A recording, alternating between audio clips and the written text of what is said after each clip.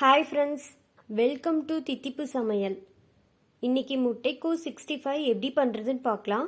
அதுக்கு தேவையான இன்க்ரீடியன்ஸ்: அரை முட்டைக்கோஸை இந்த மாதிரி நீல வாக்கில் கட் பண்ணி வச்சுருக்கேன். பொடி பொடியாக கட் பண்ணிடாதீங்க. இந்த மாதிரி நீல வாக்கில் இருந்தால் தான் எடுத்து சாப்பிட்றதுக்கு நல்லாயிருக்கும். இதே ஷேப்பில் கட் பண்ணி எடுத்துக்கோங்க.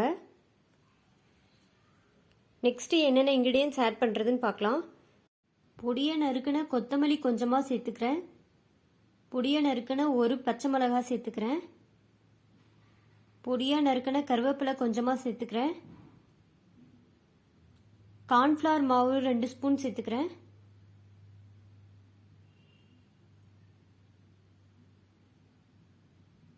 சேர்த்துட்டு கடலை மாவு 1 ஸ்பூன் சேர்த்துக்கிறேன். ரைஸ் ஃப்ளோர் 2 ஸ்பூன் சேர்த்துக்கிறேன்.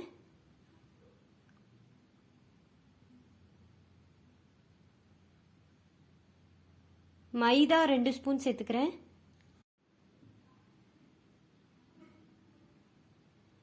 மிளகாய் தூள் 1 ஸ்பூன் சேர்த்துக்கிறேன்.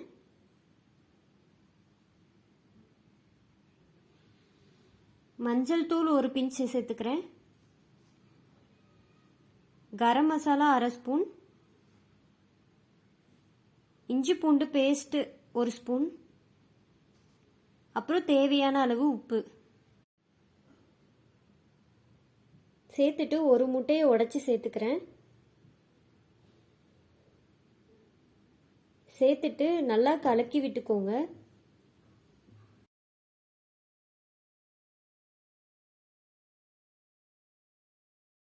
முட்டை சேர்க்க விருப்பம் இல்லாதவங்க தண்ணி சேர்த்து கூட பிசைஞ்சிக்கலாம். முட்டை சேர்க்குறவங்க தண்ணி சேர்த்துறாதீங்க. அந்த முட்டையில் இருக்க இதுவே போதும். சப்போஸ் பத்தலை அப்படின்னா லைட்டாக தண்ணி தெளிச்சுக்கோங்க. ஏன்னா முட்டைக்கோஸில் இருந்தே கொஞ்சமாக தண்ணி வரும். அதனால் ரொம்ப கொல கொலன்னு ஆகிடும். அந்த மாதிரி இருக்கக்கூடாது. இந்த மாதிரி கன்சிஸ்டன்சிலேயே இருக்கணும். பாருங்க, நான் ஒரே ஒரு முட்டையை மட்டும்தான் ஆட் பண்ணியிருக்கேன். தண்ணியெல்லாம் எதுவுமே ஆட் பண்ணல. கரெக்டாக இருக்குது கன்சிஸ்டன்சி. ஒருவேளை ரொம்ப ட்ரையாக இருந்துச்சுன்னா பத்தலைன்னா லைட்டாக தண்ணி தொளிச்சுக்கோங்க. நீங்கள் ஒரு 15 மினிட்ஸ் இதை ஊற வச்சுக்கோங்க. இப்போ 15 மினிட்ஸ் ஆயிடுச்சு. கரெக்டான கன்சிஸ்டன்சியில் இருக்குது. இப்போ ஒவ்வொரு பேட்சாக போட்டு எடுத்துடலாம். ஒரு பேனில் ஆயில் ஊற்றிருக்கேன். சூடான உடனே போடுங்க.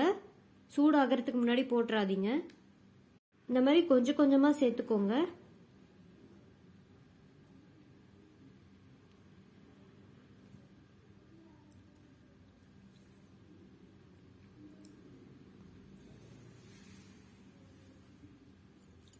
சேர்த்துட்டு நல்லா கலரி விடுங்க.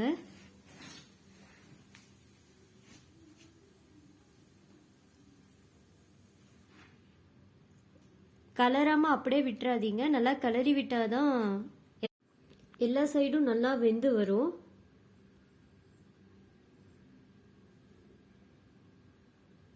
இந்த மாதிரி நல்லா கலர் சேஞ்ச் ஆனதுக்கப்புறம் எடுத்துருங்க. கலர் சேஞ்ச் ஆனோடனே எடுத்துருங்க, இல்லைன்னா தீஞ்சிடும். இதே மாதிரி நான் நெக்ஸ்ட் பேட்ச் போட்டுக்கிறேன். அவ்வளோதான், நம்ம முட்டைக்கோஸ் 65 ரெடி ஆயிடுச்சு. இந்த ரெசிபியை ட்ரை பண்ணி பார்த்துட்டு எப்படி இருந்துச்சுன்னு கமெண்ட் பண்ணுங்கள். இந்த வீடியோ பிடிச்சிருந்தா லைக் பண்ணுங்கள், ஷேர் பண்ணுங்கள், சப்ஸ்கிரைப் பண்ணுங்கள். தேங்க்யூ.